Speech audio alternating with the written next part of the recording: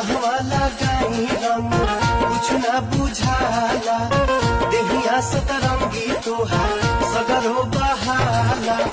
चढ़ते फगुनवा जादू भइल जवनिया हो सा जनवा